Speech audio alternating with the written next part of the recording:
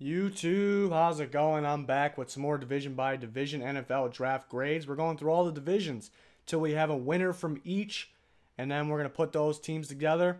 And I'm going to come away with my big winner of the NFL draft. So we're getting there. We'll see who gets the crown. I don't even know who gets the crown yet. I'm right along with you guys. I'm going each team by team in the divisions. So I don't even know who I'm giving the crown to yet. I'm still breaking down these drafts, but let's get the Raiders out of the way here. Sorry to the Raiders fans, but I'm going to give you a good breakdown here. Best pick was Maurice Hurst. Loved Maurice Hurst. First round talent, if healthy. A lot of teams probably definitely scratched him off their board. So I hope that he plays. He's an instant starter and their best player out of their whole draft if he's ready to go. Worst pick was Brandon Parker.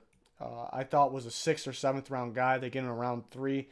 I know a lot of teams did interview with him, but when I see many teams interview with the same player, it kind of seems like they're trying to make a pitch for undrafted, because undrafted is different than the actual draft. You pick your player, he's yours. Undrafted, the guy gets to choose between a lot of teams, so it's a different process. So that's how I felt. I thought he would get drafted, though, as we got closer to the draft because he had good upside. But round 3 is a little early for me, or not a little. It's pretty early for me. Sleeper pick was Marcel Aitman. I thought he would go around 5-6 range. Better talent than that, but because of his speed, around 5-6 range. But they get him around 7. So I think he fits the Raiders' offense too. So I think he might get some action early on. Could have went with Azim Victor here for a sleeper pick too. But let me break down these picks. Colton Miller at pick 15 was too early for me. I thought he would go round 2, but even for me, I thought late round 2, early round 3. Very inconsistent. He has good tape at times because of his athletic ability, but NFL edge rushers, it's just a big difference. I think he needs a lot of developing. I don't think he's ready to start right away. But with the athletic ability, if you're able to coach him and teach your technique, blocking technique, maybe put some strength on him, then he can end up being very, very good. It's just you got to develop him. It's going to take some time. So they know their ability to coach, and they're very confident in that ability for the offensive line. Round 2 is P.J. Hall. Thing is, I really liked P.J. Hall, but I really liked him in 3rd or 4th round, again in round 2. I mean, a lot of good production out of him, so he has the ability to play right away. We'll see what he can do. I thought he was going to be a sleeper. I think they get him a little early, but I do like him. Brandon Parker, we talked about him. Round 3, Arden Key. Problem with Arden Key is he was up and down in his weight. When he was lighter, he was way better. Looked like a top 15, maybe top 10 talent. They make him gain weight, or did they make him gain weight? Maybe they're trying to get him ready for the NFL. I think the measurables are overrated. I think the NFL teams want him to be at a higher weight, but when he's up there, it's not overweight. I think people think it's overweight. It's just the problem is when he's lighter, he's better. He's more athletic. His burst is better. First step off the ball is better.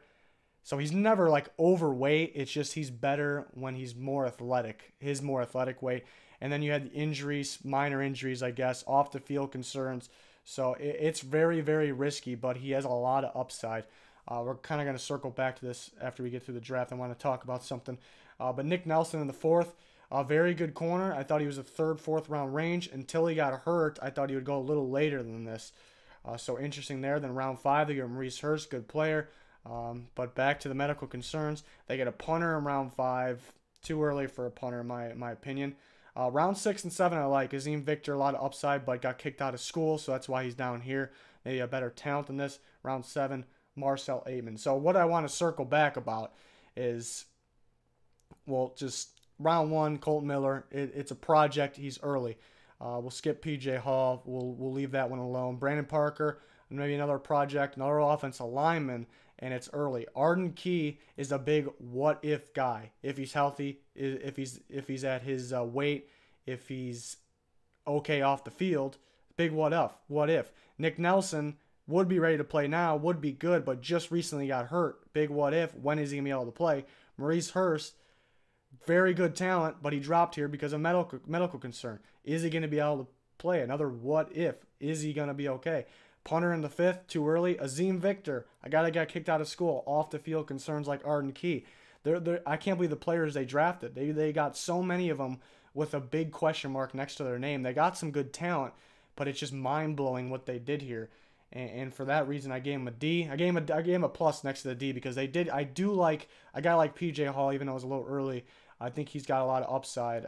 Arden Key's got a lot of upside. Hurst got a lot of upside, but it's just some reaches and some big question marks. So I'm very confused about it, but I guess you got to trust the process there. We're going to go on to the Broncos. My favorite pick was Courtland Sutton. As you know, my favorite receiver in the draft. They somehow get him in round 2. Excellent value. I think he could be their best receiver in the near future. Yes, I said their best receiver. They do have Demaryius Thomas. He's the number 1 this year, but we will see.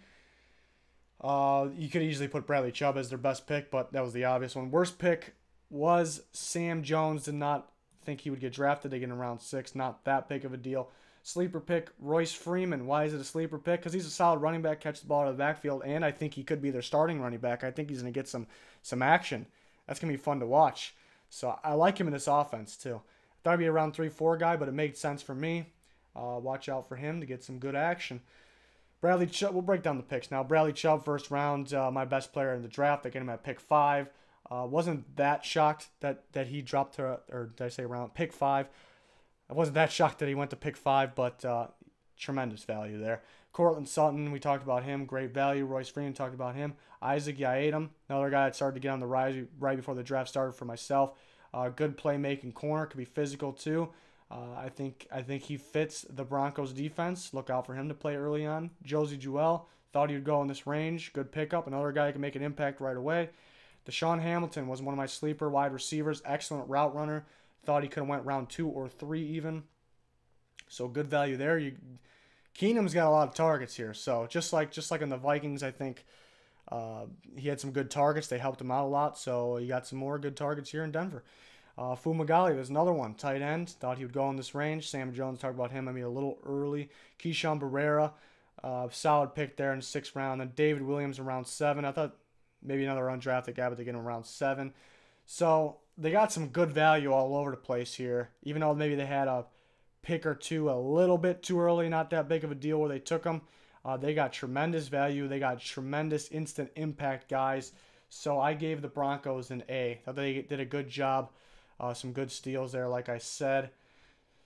So let's see if anybody can get an A or better. We're going to go on to the LA Chargers next. Best pick, Derwin James. Still can't believe he dropped to 17. Was my number 5 player on my board. So excellent value there. Worst pick, none. I don't think they really missed. It's hard to say hit or miss right now, but didn't think they reached for anybody anywhere, so no worst pick. Sleeper pick, Justin Jackson. Thought would be a 5th round, maybe at the latest running back. Very athletic, very experienced. So get him in round 7. Maybe he won't get too much action early on, but he's a good running back, great value around 7. We talk about Derwin James round 1. We'll go to Nwosu in round 2. Excellent pass rusher, very good at reading the quarterback. Good at pass deflections, very impressive in that category. So I think he can fit their defense, but will he get a lot of playing time right away? Do they try to switch his position? We will see. Justin Jones, maybe a little early, but I think it was a tremendous fit, and it's what they needed, so they had to pull the trigger on him there. Round 4, Kaiser White. At one point we thought 2nd or 3rd round. Slow 40 drops him down a little bit, but they got a plan for him. He can play in the box. Do they have him move up to linebacker? It's a wild card there. We'll have to wait and see.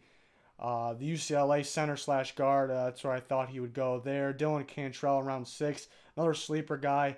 I think a guy that can be a better NFL player than he was in college. He may get more action. Athletic freak. Good in the red zone. So solid pick there. Some good value here and there. No big reaches, as I said.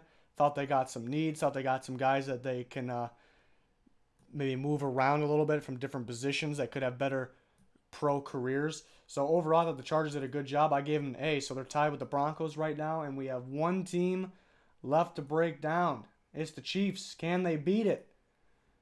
Best pick, Dorian O'Daniel. I was a big Dorian O'Daniel fan. Round 3 is excellent value. I think they needed a linebacker. I thought that was their biggest need. So I think he'd come in and play right away. Interested to see. I thought he would go to more of a 4-3 team. So we're going to see where they put him there in a 3-4. Worst pick is none. Didn't think they reached for anybody. Good job there. Sleeper pick is Tremont Smith, Central Arkansas corner. It was a big rise leading up to the draft.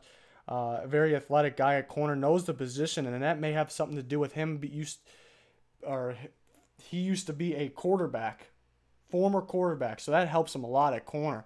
You'd have to think, knows how to read the quarterback. You can see it too. He really watches the quarterback, knows where the ball is going to be. So he has tremendous upside. People thought their first pick or maybe second pick would be a corner.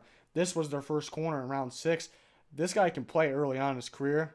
He's got good upside. I would look out for this guy. So breaking down these picks, Breeland Speaks is a guy I'm starting to like more and more after the fact. I love him in the Chiefs defense. When you're looking at their draft class, it may say D tackle next to his name.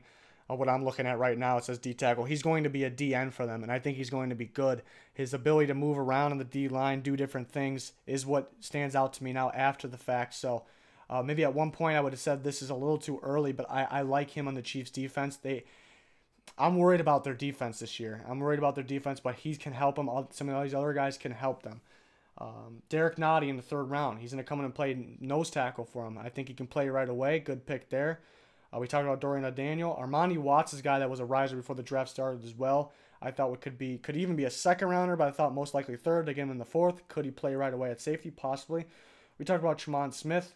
And in a very interesting pick in round 6, and Khalil McKenzie, the defensive tackle from Tennessee. But I think he's going to play, from what I heard, they're going to move him to guard. I think the actual Chiefs Twitter account, when they draft him, tweeted out that they drafted offensive guard Khalil McKenzie. So that's going to be something to watch out for. I think he had upside at D tackle. I think he was a top recruit, was very hyped up. Tennessee's coaching these last few years has not been that good. We've seen guys go from college to the NFL, be better. So I thought he had an opportunity at defensive tackle. We will see what he does in practice, training camp. Does he get snaps at both? And then they ultimately choose one. Something fun to watch out for. So overall, a great draft for the Chiefs, especially not having a 1st round. That they had a good draft. So I gave him an A. Good job there. No complete steals, maybe Dorian O'Daniel, but it's kind of where I expected him to go. But in my opinion, steal where I had him graded. So we got a tie. We got a tie here between 3 teams actually. So I had to pick one. And what I've been doing on these tiebreakers is trying to find the team that has the most instant impact guys. So maybe that kind of favors the team that was picking early, as it should. So I went with the Denver Broncos. I thought they got, Bradley Chubb's going to make an instant impact. Cortland Sutton, even Deshaun Hamilton, the other receiver, and then Royce Freeman's going to make an instant impact. Instant impact guys everywhere. Very close to giving him an A+, but they did have a guy like Sam Jones. It's not terrible because they got him late, but just a guy that I thought was undrafted. So just maybe a little early for some of these guys, so that keeps them away from an A+, but they got tremendous value across the board everywhere, and instant impact guys that will help them a lot this year, help their new quarterback. So we will see how that turns out, but they win the division, the Denver Broncos. But very good job to the Chiefs and the Chargers. The fans of those teams should be very excited. Chargers, a team that I think can compete after that draft class, maybe even before. So that'll do it for this one. Our goal is to get close to 10,000 subscribers by the season starts. We're covering the NFL, not just in the offseason, not just the draft, throughout the whole season. So we got plenty to come. A lot of coverage coming after these draft grades. So thanks to your support, we've been growing. We've been able to keep this content rolling. We want to get better, and we need your help. But thanks for your support. If you haven't subscribed already, please do so. That'll do it for this one. Goodbye.